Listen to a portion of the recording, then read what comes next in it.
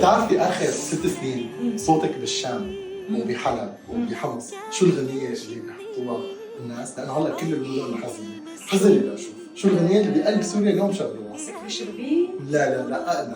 أقدم؟ ما رح تزبط معي. هي مأساوية يا الغنية. عن جد والله مأساوية.